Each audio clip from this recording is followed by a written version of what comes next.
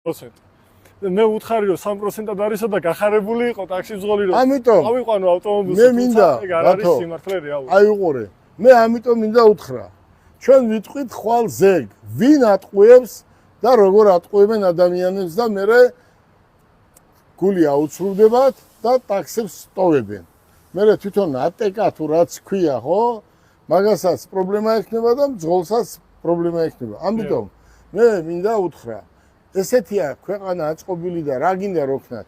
მე მინდა უთხრა ტაქსის მძღოლებს. თითქმის ყველა ჩემი მეგობარია და ნაცნობია. უყურე როგორ არის.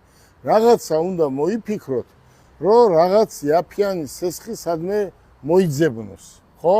ვიდრე ლიზინგით ესე გააკეთო, ხო?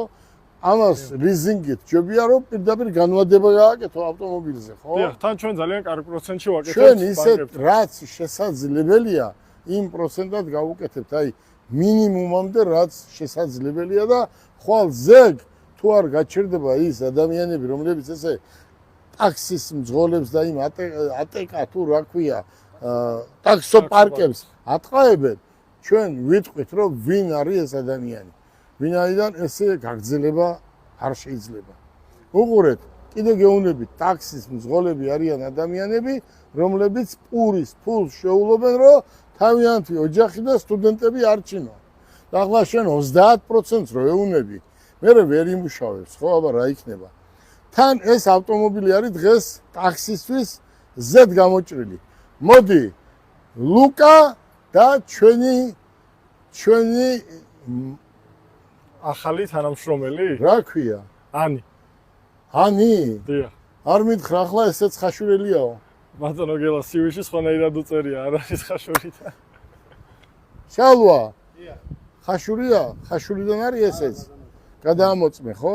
მე არ ვამბობ ხაშური ცუდი აქვს, სხვა მომენტია რაღაცა და ამიტომ ამბობ, რომ ვენაცვალე ხაშულებს, ჩემი ძმები და ძმაკაცები არიან, უბრალოდ რაღაცა იუმორია. ლუკას თხო წამოწიოს ავტომობილი და მოდი განვიხილოთ შალვა დღეს ეს ავტომობილი. კოტე, მოდი აქ. რა არის რაღაც ხასიათზე არ ხარ?